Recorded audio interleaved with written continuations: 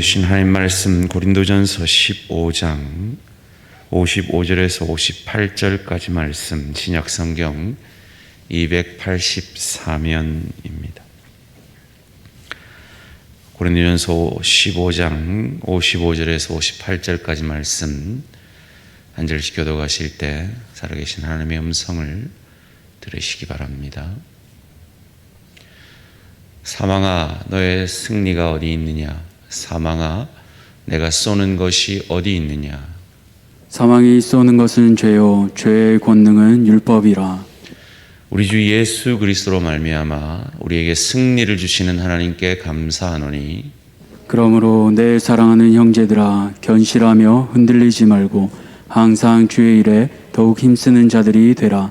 이는 너희 수고가 주 안에서 헛되지 않은 줄 알미라. 아멘. 이 시간 그래도 교회를 다녀야 하는 이유라는 제목으로 양 목사님 말씀 전해 주실 때 큰 은혜 받으시기 바랍니다.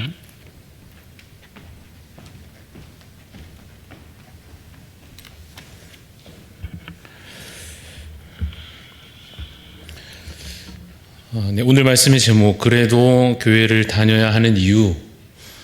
이 제목이 여러분에게 어떻게 와닿는지 모르겠습니다만은 한 번쯤은 우리가 교회를 다니다가 어떤 실망을 하게 되거나 혹은 어떤 아쉬움을 느끼거나 할 수 있을 것입니다. 그래서 이 질문을 나도 모르게 한 번쯤 마음속에 품어보게 될 일이 없으면 좋겠는데 그래도 있을 수도 있다 하는 점에서 혹시라도 현재 이 고민을 안고 계시는 분이 혹시 계시다면 오늘 우리 읽는 말씀과 나누는 말씀이 해답이 되었으면 좋겠습니다. 그리고 아직까지 그러한 고민 없이 평안함으로 교회를 잘 다니고 계신 많은 분들께는 또 우리가 이미 갖고 있는 신앙과 이 교회에서 열심히 신앙생활을 하는 것이 우리에게 어떠한 실질적인 유익이 있는지 발견할 수 있는 기회가 한 번 더 되기를 소원합니다.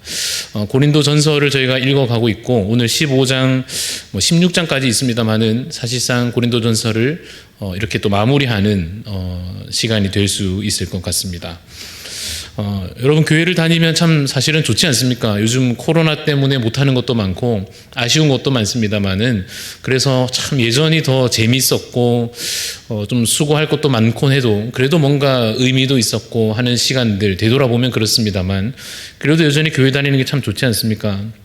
그런데 이제 어떤 실망들이 있을 수도 있겠다 하는 것입니다. 생각해보면 예를 들어서 어떤 분이 교회를 이제 오시면서 어떠한 기대감을 품으시는가 하면 야, 내 교회 가서 좀 친구를 좀 사귀고 싶다 하는 마음을 누군가 가지시는 거죠. 그래서 교회 가면 내가 평소에는 아는 사람도 별로 없고 그래가지고 혼자 지내기도 외롭고 그런데 누가 그러기를 교회 가면 친구 생긴다 그래가지고 교회를 정말 가보고 등록해보고 다녀보니까 한 달 정도 지났는데 친구가 생길까요? 안 생길까요? 잘 안 생길 것 같다 그죠? 여러분도 만약에 지금 갑자기 교회로 옮긴다고 잠깐 상상해 보면 가자마자 한 달 만에 좋은 친구 생기겠습니까? 쉽지 않겠다는 생각이 드실 겁니다. 그래서 이제 이분이 한 1년 정도를 그래도 1년 정도는 돼야 되나 보다 하고 다녀보면 열심히 예배 참석하고 이것저것 섬기는데 열심히 따라다니니까 그래도 아는 사람들도 많아지고 인사할 수 있는 사람들도 많아지고 교회 오면 그래도 반가운 얼굴들도 있긴 한데 그럼에도 불구하고 여전히 친구냐? 내 마음을 나눌 수 있고 정을 나눌 수 있고 좀 사적으로도 이렇게 교제할 수 있는 친구냐라고 하면 그렇지 않은 것 같아서 교회 다니면 뭐 하나 뭐 친구 하나 제대로 안 생기는데 하는 마음이 혹시 누군가 들 수도 있지 않겠는가 하는 것입니다. 근데 차라리 그러면 동호회를 해보면 뭐 사이클을 한다든지 등산을 간다든지 뭐 저희 교회는 또 이렇게 체육관이 있어가지고 실제 그런 활동들 하시는 분들도 계시겠습니다만 차라리 그런 취미와 관련된 어떤 활동에 참여해 보면 관심사도 비슷하고 또 많은 경우 연령대도 비슷하고 또 같이 즐거운 것들을 공유하다 보니까 생각보다 훨씬 더 빨리 더 많은 친구들을 사귀게 되더라 하여 야, 교회보다 차라리 동호회 하는 게 낫겠다 하는 마음이 누군가에게 들 수도 있겠다는 것입니다. 좀 가벼운 마음으로 어떤 학생은 예를 들어 생각하기를 성적이 좀 올랐으면 좋겠는데 뭐 이것도 저것도 잘 안 되고 교회 하나 가볼까 예를 들어 말입니다.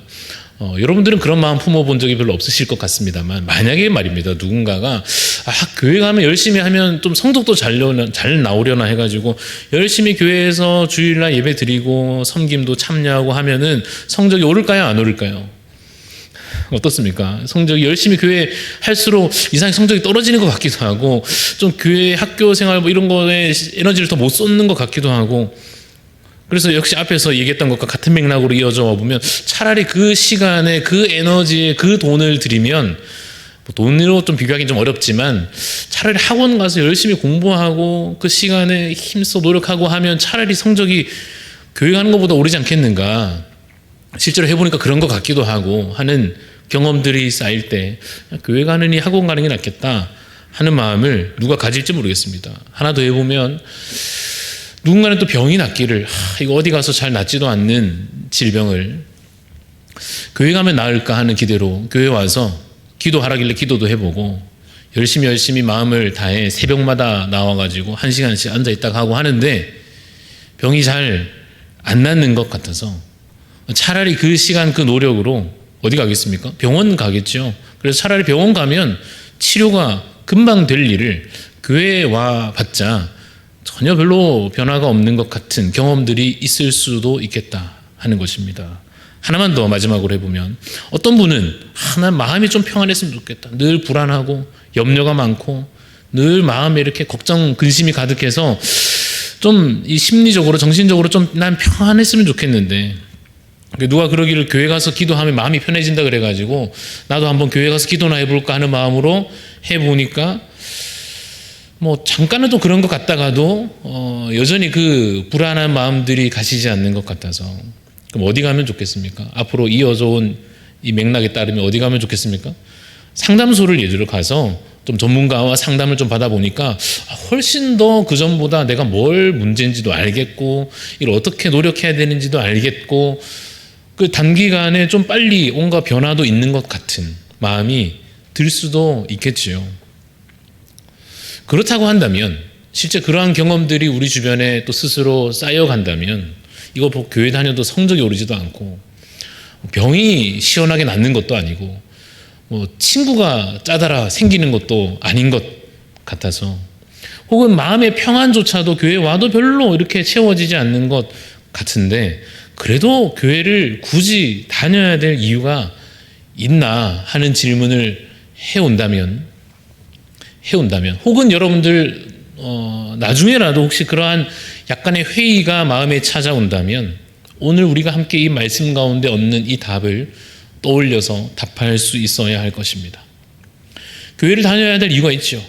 물론 와도 친구가 잘 안 생길 수도 있습니다. 그렇죠? 교회 와도 성적이 안 오를 수도 있고요. 병이 빨리 안 나을 수도 있습니다만 그럼에도 불구하고 교회를 다녀야 될 이유가 있습니다. 왜냐하면 뭔가 하면 교회에만 있는 게 있기 때문에 그렇습니다. 학원에는 없는, 물론 학원 가면 성적 오를 수 있지만 학원에는 없는 게 있단 말이에요. 물론 동호회 가면 친구 사귀고 좋죠. 기분도 삶의 질도 좋아지는 것 같겠지만 거기 동호회 모임에는 없는 게 있단 말입니다. 교회에만 있는 게 있습니다. 그래서 교회를 와야 되는 겁니다. 그게 뭐겠습니까? 고린도전서 15장에서 길게 설명하고 있는 부활에 관한 이 부활이야말로 교회에만 있는 것이다.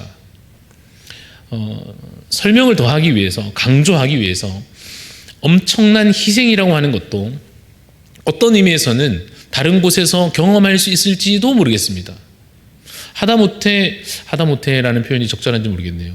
등산을 예를 들어 같이 다니는 동호회가 있다고 해보면 그 가벼운 모임 같지만 어떻게 하다가 보니 누군가의 위험을 위해서 자신의 이 위험을 무릅쓰고 도와주는 일들이 그 모임 가운데 있을 수도 있습니다. 그렇죠? 그러면 엄청난 뭔가 희생이나 사랑이나 위로나 격려도 혹 다른 곳에서도 어느 정도 인간적으로 경험할 수도 있겠다 하는 것입니다. 그러나 교회에만 있는 것이 있으니 그것이 무엇입니까? 부활입니다. 부활은 다른 데서 아무리 기대하고 찾아보고 해봐도 교회에만 있다는 것입니다. 여러분, 부활이 무엇입니까? 오늘 고린도전서 15장 전반적인 내용을 살펴보게 될 텐데 부활 우리가 모르지 않습니다. 부활은 그 말 그대로 다시 사는 것입니다. 다시 살아나는 것입니다. 그런데 다시 사는 것만으로서 우리가 부활을 이야기하고 끝나면 너무 아쉽다는 것입니다.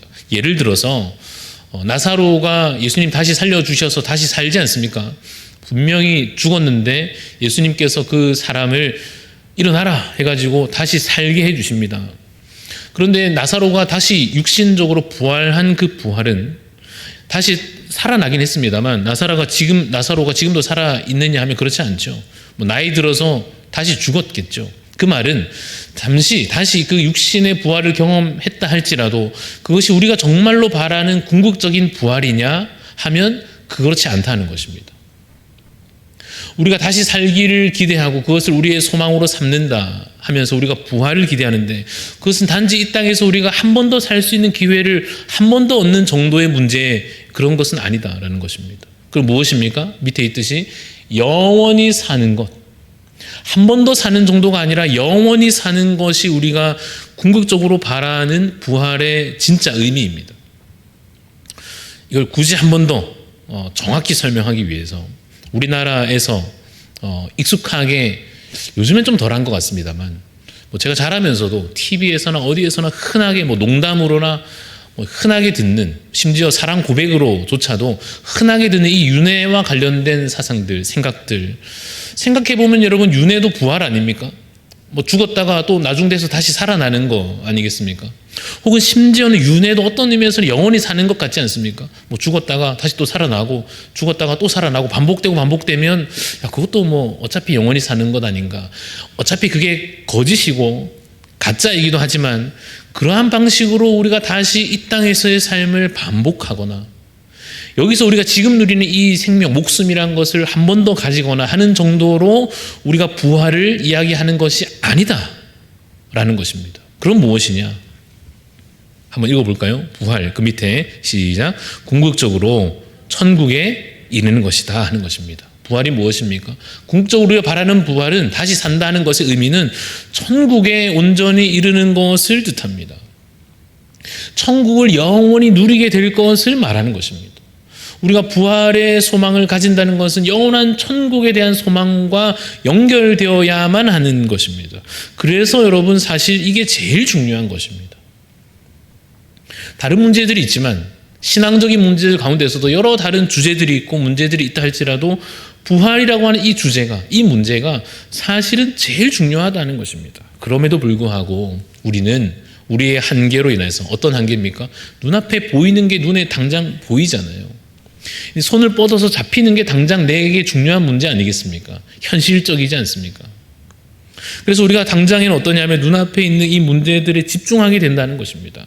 고린도 교회로 따지자면 이런 문제들입니다. 예를 들어서 나는 베드로 선생님의 말씀을 따르는 게 좋은 것 같고, 또 어떤 사람은 난 아볼로의 설교가 너무너무 마음에 딱 시원하게 잘 들리는 것 같고, 그래도 바울 선생님이 우리한테 수고한 그 사랑과 희생이야말로 우리가 본받을 것 아니냐 하는 자기 나름의 눈앞에 보이는 지도자를 따르다 보니 서로 다투고 서로 더 낫다 못하다 이야기하고 분쟁이 일어나고 당이 지어지고 하는 이러한 문제들, 이거 어떻게 해야 되는가 하는 거 중요한 문제죠. 또 어떤 문제 있었습니까?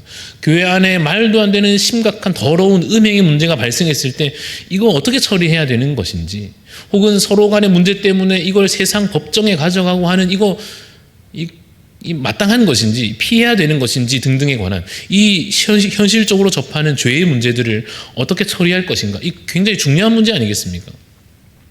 혹은 성찬의 음식을 어떻게 지혜롭게 나눠야 할 것인지, 우상 제물은 먹어도 되는 건지 안 되는 것인지, 혹은 받은 은사를 따라 섬기는 것이 마음껏 섬겨도 되는지, 어떻게 배려를 해야 하는지 등등, 이러한 문제들이 물론 중요합니다. 근데 물론 중요하다는 것은 뒤에 무슨 말이 따라오겠습니까? 더 중요한 게 있다는 것이겠죠. 그게 무엇입니까? 오늘 우리 15장에서 함께 읽고 나누는 부활의 문제입니다. 앞에 나왔던 이 주제들 중요하죠. 매번 눈앞에 있는 이 신앙적인 문제니까 이 문제들을 씨름해야 되는 것이 맞습니다. 그럼에도 불구하고 이 주제들은 어쨌든 지나갈 문제입니다. 이 땅에서 우리가 이 육신을 입고 만나는 문제들이고 언젠가는 끝날 문제들이지 않겠습니까? 그러나 영원한 삶에 관하여, 영원한 하나님 나라에 관하여, 영원한 생명에 관하여, 영원한 천국에 관하여 우리가 깨닫고 배우고 기억하고 붙잡고 살아야 할 것이다. 그래서 이제 바울이 고린도 교회도 그래서 이 주제를 궁금해했고, 사도 바울이 이것을 고린도 교회에 설명해 주고 있습니다. 성경 말씀을 15장 앞에서부터 쭉 읽어보면 차근차근 볼 텐데 바울이 이렇게 시작합니다. 뭐라고 시작하는가 하면 제가 바로 증인입니다. 증인이 뭐 하는 사람입니까? 먼저 본 거죠. 이 봤으니까 증거를 가지고 있죠. 그러니까 아직 이게 맞는지 틀린지 헷갈려하는 사람들한테 그 증거를 보여주는 사람 아닙니까? 저는 봤습니다. 제가 먼저 봤으니 이거 확실합니다. 뭐가 확실하다는 겁니까? 부활이 있습니다. 부활이 가짜가 아닙니다. 부활이 그냥 어디서 그냥 허황된 무슨 신비한 종교의 무슨 그런 게 아니라 부활은 진짜입니다. 라고 자신이 경험한 이 증거를 가지고 제가 바로 부활의 증인입니다. 라고 이야기하고 시작합니다. 잘 보이실지 모르겠는데 제가 읽어보겠습니다. 내가 받은 것을 먼저 너희에게 전하였노니 이는 성경대로 그리스도께서 우리 죄를 위하여 죽으시고 장사 지낸 바 되셨다가 성경대로 어떻게 되시죠? 사흘 만에 다시 살아나사. 그러니까 예수님께서 우리 죄를 위하여 죽으셨고 다시 살아나사. 성경대로 이미 예언된 대로 이미 약속하신 대로 그리스도께서 우리를 위하여 죽으셨고 다시 부활하셨습니다.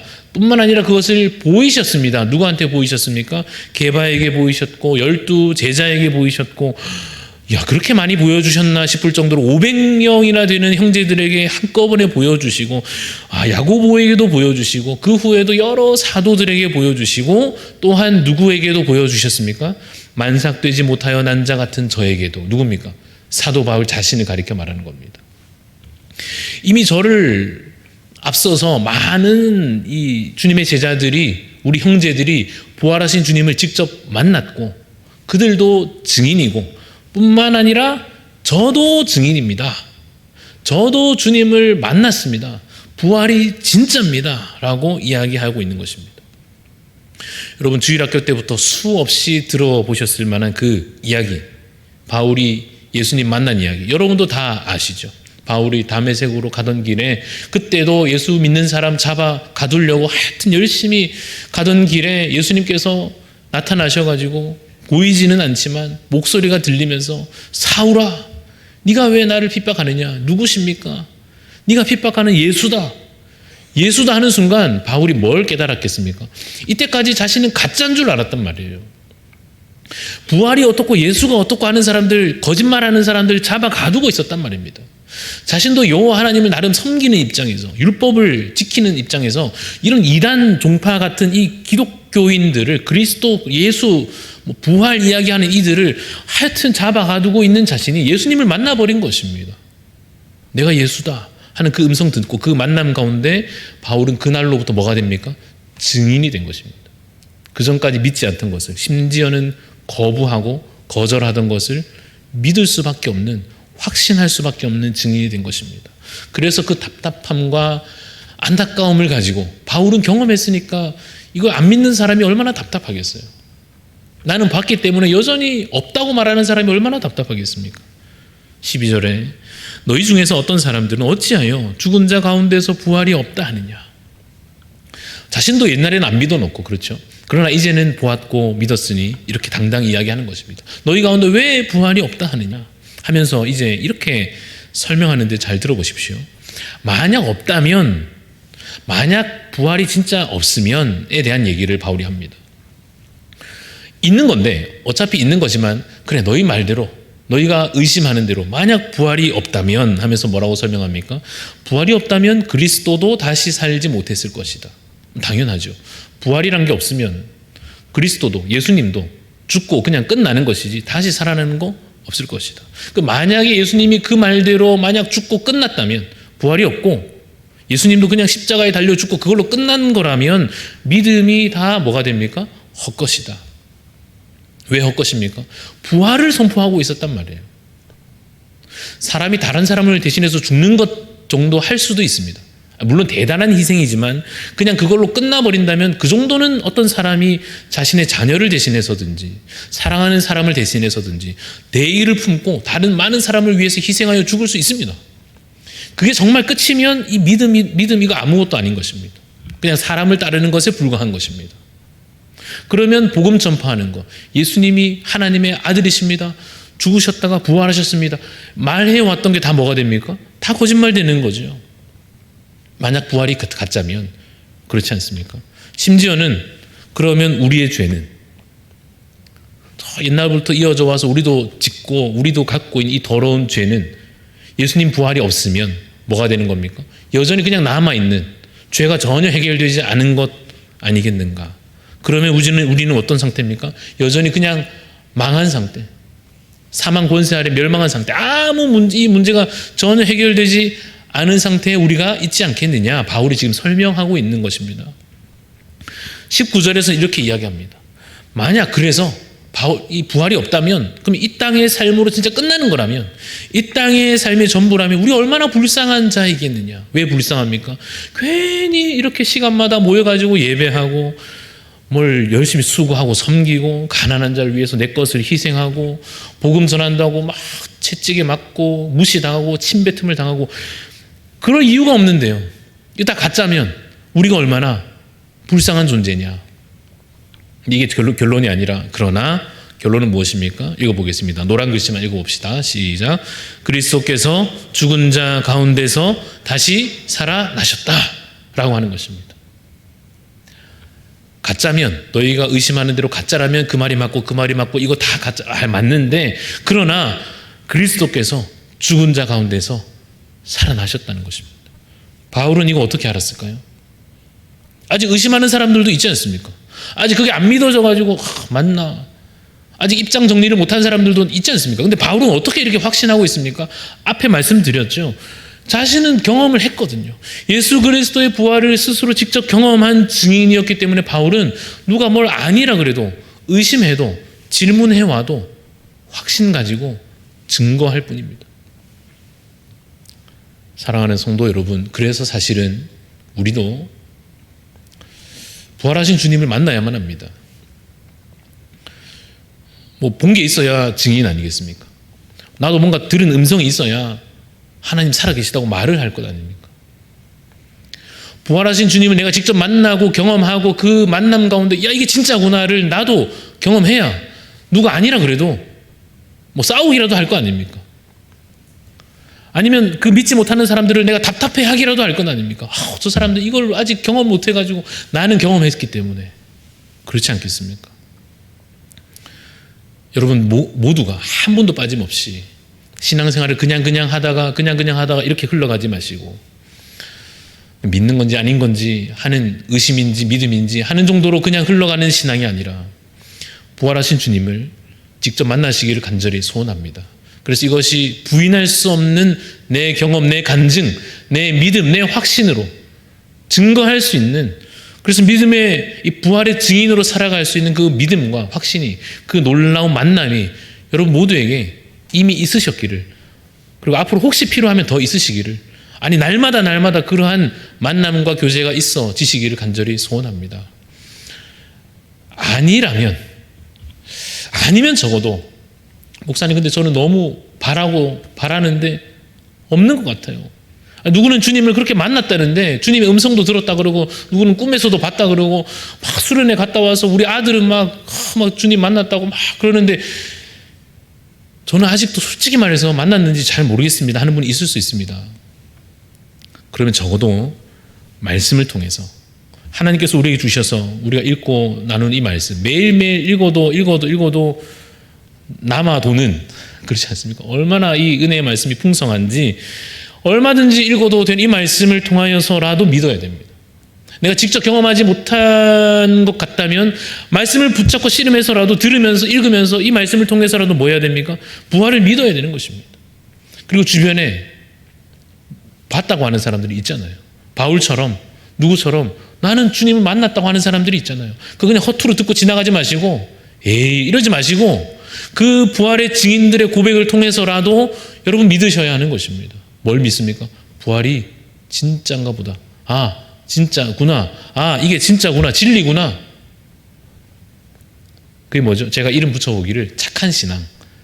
얼마나 착합니까? 보지도 못한 걸 믿는다 그러니까, 자신은 솔직히 말해서 경험도 못 해보고서는 말씀을 그냥 듣는데 아멘 해버리니까 사실 얼마나 참 착한 신앙입니까? 그렇게라도 믿어져야 됩니다.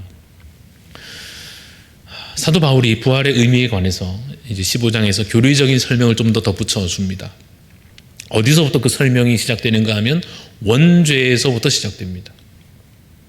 물론 창조에서부터 하면 더 좋겠죠. 근데 어차피 그게 그거니까 이 첫 시작에서부터 이 부활에 관한 이야기가 시작됩니다. 15장 20절 보시면 그러나 이제 그리스도께서 죽은 자 가운데에서 다시 살아나사 잠자는 자들의 첫 열매가 되셨도다. 자, 원죄에서부터 시작해 보겠습니다. 우리가 죄인이라고 하는 것은, 우리 모두가 죄인이라고 하는 것은 내가 뭘 죄 짓기 전부터 결정된 문제입니다. 내가 태어나가지고 나쁜 짓을 할까 말까 이거 고민하기 전부터 이미 결정된 문제입니다. 언제 결정됐습니까? 아담이 이 죄의 문제를 저질러가지고 이 죄가 자신 개인의 문제로 끝나지 않고 모든 인류의 죄악의 문제로 그렇게 다 전파됨으로부터 우리는 태어나면서부터 어떻습니까? 죄인으로 태어난 것입니다. 그러나 이제 죽은 자 가운데서 다시 살아나서 잠자는 자들의 첫 열매가 되셨도다. 이 첫 열매가 되셨다는 의미는 21절에서 이렇게 설명이 됩니다. 사망이 한 사람으로 말미암았으니, 이 한 사람은 누구겠습니까? 아담이죠. 그죠? 처음 이 한 사람, 대표로 서 있었던 그 아담이 죄를 지음으로 말미암아 이 사망이 아담 자신은 물론이요 우리 모두에게도 전달되게 되었습니다. 그래서 앞서 말씀드린 대로 우리가 뭘 죄를 짓기도 전에 우리가 시작부터 죄인으로 시작하는 존재가 된 것입니다. 멸망으로 시작하는 존재가 된 것입니다. 그러나 죽은 자의 부활도, 사망도 한 사람으로 말미암아 모두에게 전달된 것 같이 부활도 한 사람으로 말미암아 모든 사람에게 전달된다는 것입니다. 이 밑에 있는 한 사람은 누구시겠습니까? 예수 그리스도께서 부활하심으로 말미암아 그 한 사람, 한 예수 그리스도 한 분께서 그 부활하심이 모든 사람에게 전달되어 은혜로 우리도 그 생명을 얻었다라고 하는 것입니다. 22절 그 내용입니다. 같이 한번 읽어보겠습니다. 시작. 아담 안에서 모든 사람이 죽은 것 같이 그리스도 안에서 모든 사람이 삶을 얻으리라. 이것이 죄에 대한 이야기고 이것이 구원에 관한 이야기입니다. 아담으로 말미암아 우리 모두가 죄인 되었고 멸망 가운데 처하게 됐으나 예수 그리스도로 말미암아 모든 사람이 구원을 얻고 그 생명을 얻게 됐습니다 라고 하는 것입니다.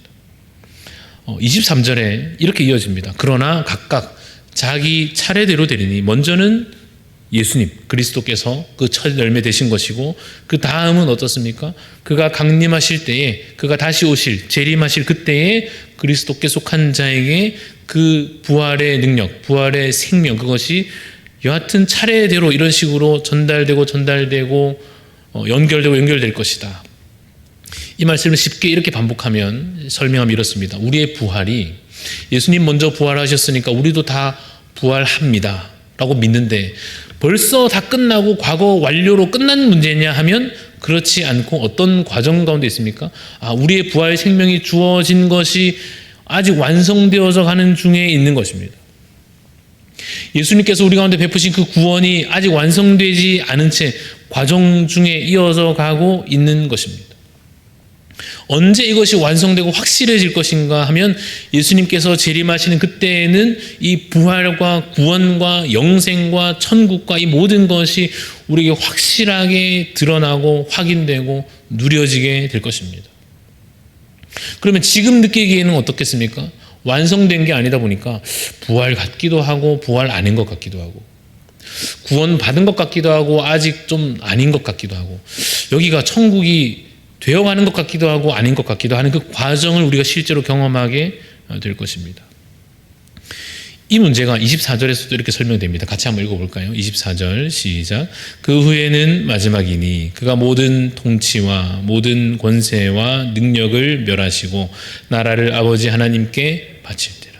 이 구원이 과정으로서 연결되어 가는 가운데 그것을 또 어떻게 설명하는가 하면 예수님께서 나타나셔서 모든 통치와 권세와 능력들을 멸하십니다. 이 전쟁의 과정이죠. 한순간에 구원, 부활, 천국 끝나는 게 아니고 이것이 아주 긴 싸움처럼 이어진다는 것입니다. 끝날 때 끝나지 않는 이 전쟁처럼 계속 이 다툼과 싸움이 이어지는 것입니다. 그런데 그 장면이 어떤가 하면 예수님께서 마치 멋진 칼을 들고 장군처럼 용사로 나서셔서 모든 통치와 권세와 능력들을 멸하시는 것입니다. 그 모든 원수들을 무너뜨리시고 그 나라를 하나님 아버지께 바쳐드리는 그 장면을 이제 비유처럼 설명하고 있는 겁니다. 25절, 그가 모든 원수를 그 발 아래에 둘 때까지.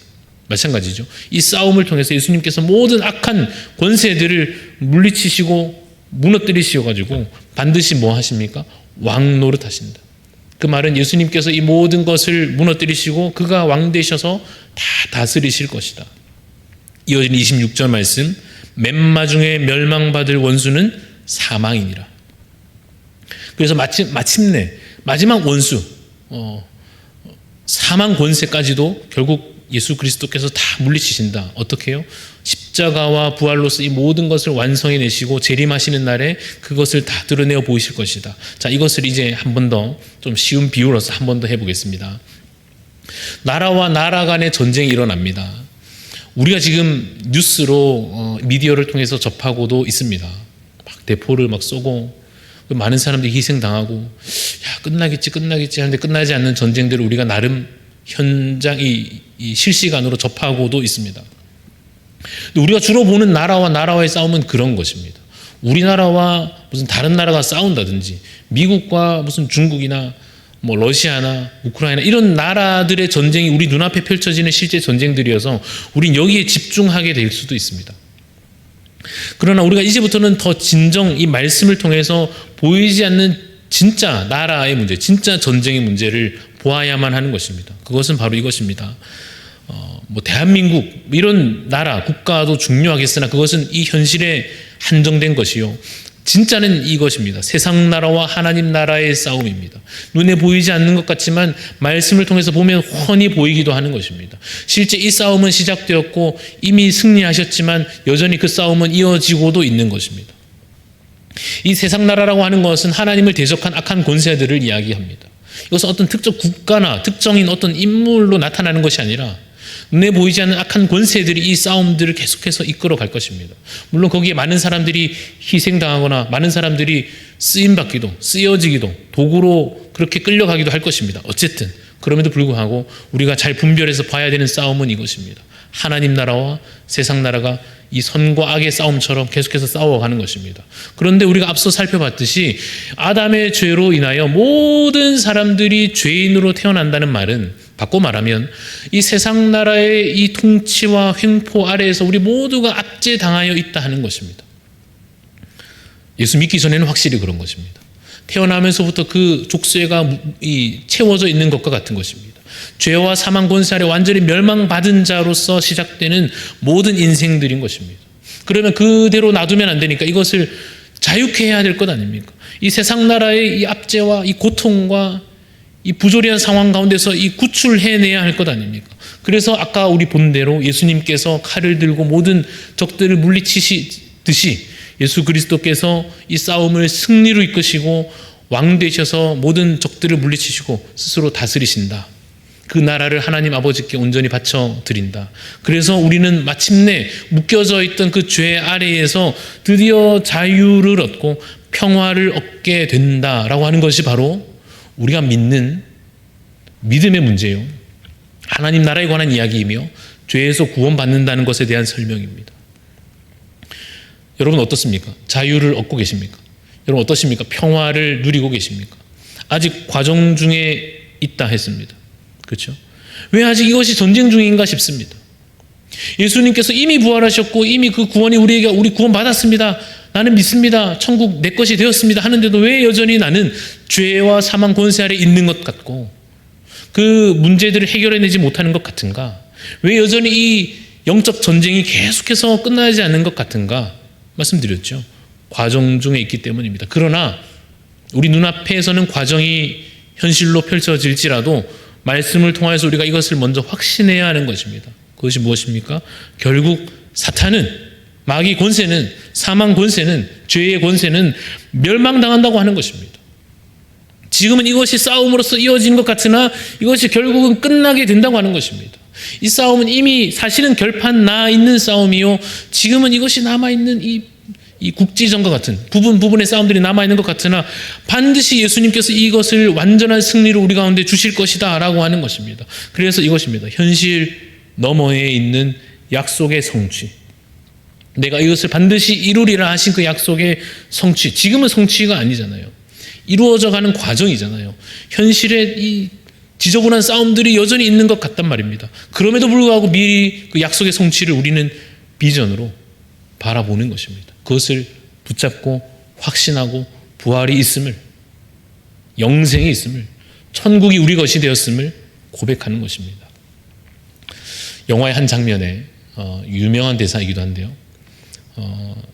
일제시대 독립군 열심히 이 나라의 독립을 위해서 서로 힘쓰다가 이정재 배우가 연기한 그 사람은 이제 변절하는 거죠. 배신하는 거죠. 그래서 오히려 이 동료들을 팔아넘기고 죽음의 위협 가운데 팔아넘기고 이런 장면들이 이제 영화 가운데 나옵니다. 실제 이 땅에 있었던 일들일 것입니다. 그리고 이 사람이 이제 해방되고 나서 이 땅의 자유가 드디어 독립이 주어지고 나서 오히려 막 큰 소리 치면서 그때는 어쩔 수 없었다는 식으로 막 이야기하다가 그 영화에 보면 이제 그 독립군으로 열심히 일하던 사람들이 결국 찾아와서 이 사람을 죽이는데 죽이기 전에 물어봅니다. 왜 동지를 배신하였습니까? 그때 이 사람이 이 얘기를 하는 거예요. 몰랐으니까 이렇게 얘기하는 거예요. 몰랐으니까. 뭘 몰랐다는 거예요? 해방될지 몰랐으니까. 저희는 이게 역사가 과거니까 그것들 그 현재에 살아보지 않은 입장에서는 뭐 욕하기도 쉽고 그렇지 않겠습니까? 비난하기도 쉽습니다만 뭐 그럴 수도 있겠다는 생각이 드는 것은 인간적으로는 그렇습니다. 그 과정 중에서는 야 그냥 이렇게 끝나겠구나, 독립이고 뭐고 없겠구나, 해방이고 자유가 없겠구나, 그냥 저 일제가 이거 그냥 통치하고 그냥 계속 이렇게 가겠구나 싶으면 거기에 넘어지고 마는 거죠. 그냥 거기에 굴복하고 마는 거죠. 모르니까 말입니다. 그러나 우리에게는 여러분 약속이 있고 증거가 있는 것입니다. 우리에게는 결말에 관한 확실한 증거가 있고 약속이 있는 것입니다.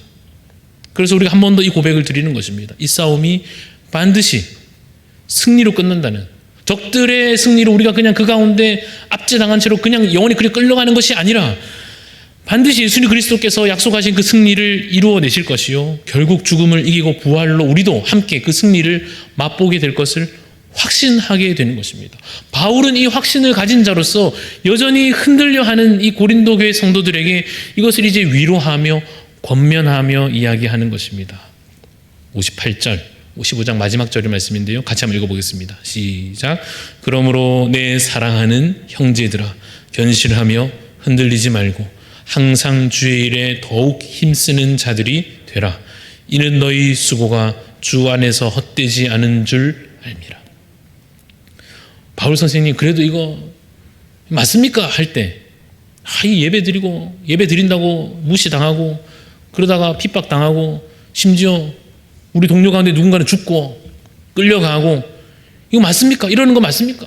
라고 누가 물어올 때 내 사랑하는 형제들아 흔들리지 말고 꼭 붙잡고 주님의 일에 더욱 힘쓰며 함께 우리 길을 걸어가자. 왜 그렇습니까? 이 수고가 헛되지 않는다. 왜요?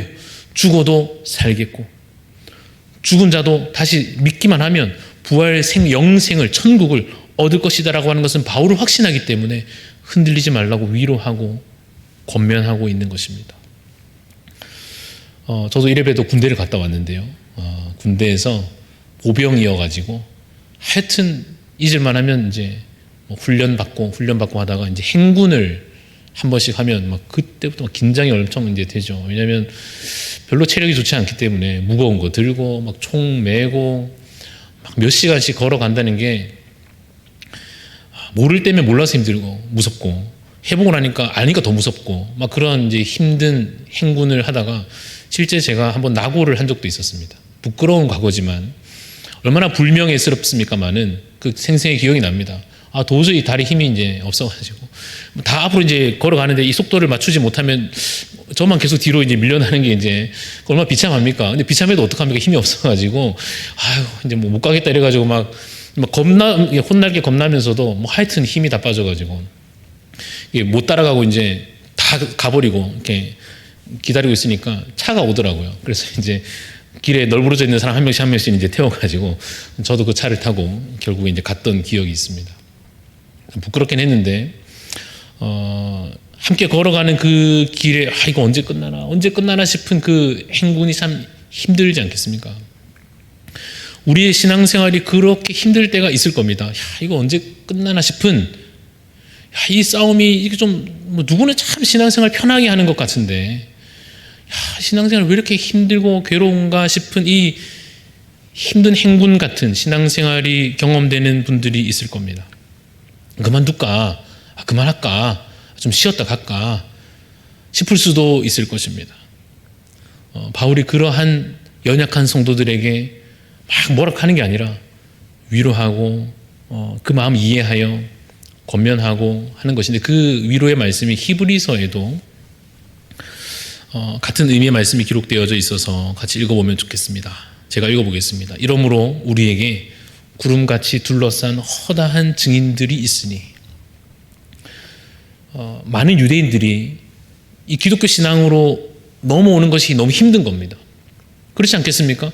유대의 사회이기 때문에 예수 믿는다는 것은 완전히 변절자처럼 무슨 이단아처럼 되는 거니까 이 신앙 지키고 그 사회 속에 살아가는 게 힘든 겁니다.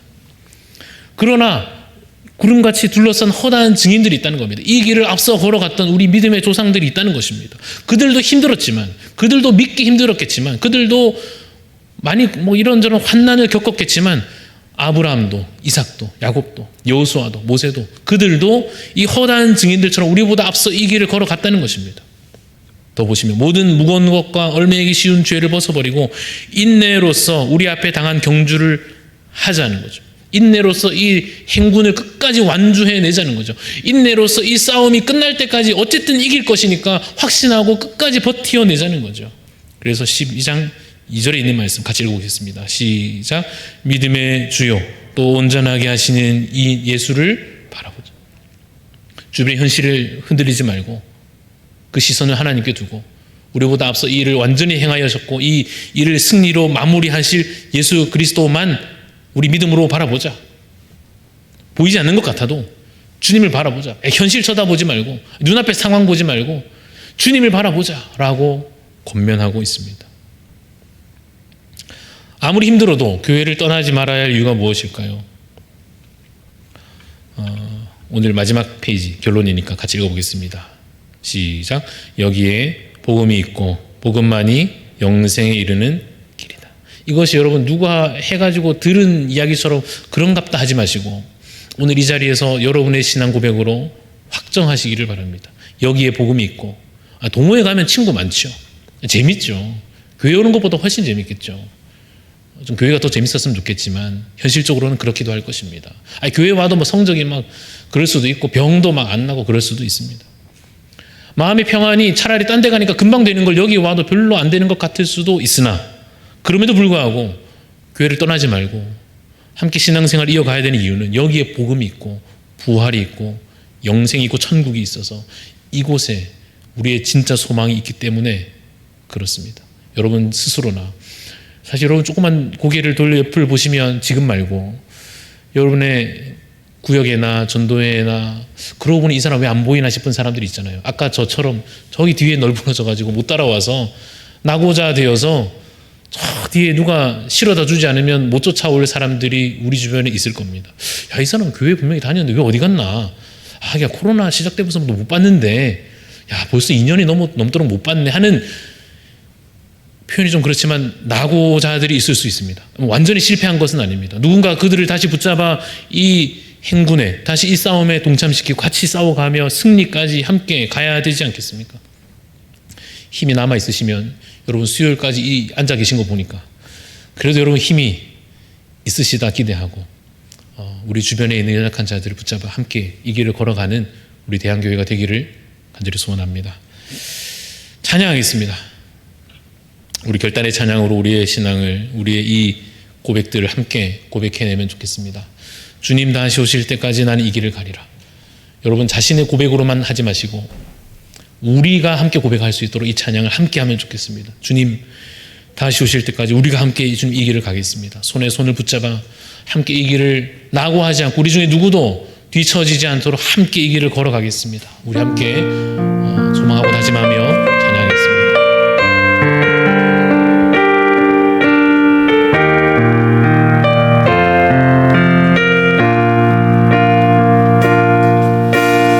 주님 다시 오실 때까지 나는 이 길을 가리라. 좁은 길 나의 십자가 지고 나의 가는 이 길 끝에서 나는 주님을 보리라. 영광에 내 주님 나를 맞아주시니 주님 다시 오실 때까지 주님 다시 오실 때까지 나는 일어나 달려가리라. 주의 영광 온 땅 덮을 때 나는 일어나 노래하리. 내 사모하는 주님 온 세상 들으시라. 내 사모하는 주님 영광의 왕이신 주님 다시 오실 때까지 나는 일어나 달려가리라. 주의 영광 온 땅 덮을 때 나는 일어나 노래하리. 내 사모하는 주님 온 세상 들으시라. 내 사모하는 주님 영광의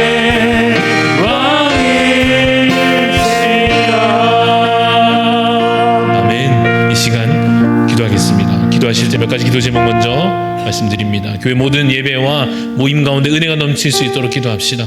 와서 정말 예배 드릴 때마다 회복이 있고 예배 드리고 찬양할 때마다 힘이 나고 정말 말씀을 드릴 때마다 말씀의 은혜가 성령 충만한 역사로 경험되어지도록 기도해 주시기를 바랍니다. 우리 고난주간 부활주일 또 이제 곧 있을 정교인 부흥성회 또 5월의 가족 초청주일까지 이러한 절기들과 행사들이 그냥 의미 없이 지나가지 않도록 그 모든 시간들마다 말씀으로 말미암아 변화되고 깨어지고 완전히 달라지는 역사들이 그 모든 매 순간 예배마다 모임마다 시간마다 일어날 수 있도록 기도해 주시기를 바랍니다. 마지막으로 다음 세대를 위해서 우리 아이들 세상을 이기며 부활 생명으로 확신하며 나아가는 주님의 용사들로 자라날 수 있도록 기도해 주시기를 바랍니다. 그 외에도 우리 교회를 위해서 또 여러 선교지에 있는 선교사님들 위해서 또 여러 기도 제목들 가지고 이 시간 우리 주여 외치고 다 같이 기도하며 나가시겠습니다.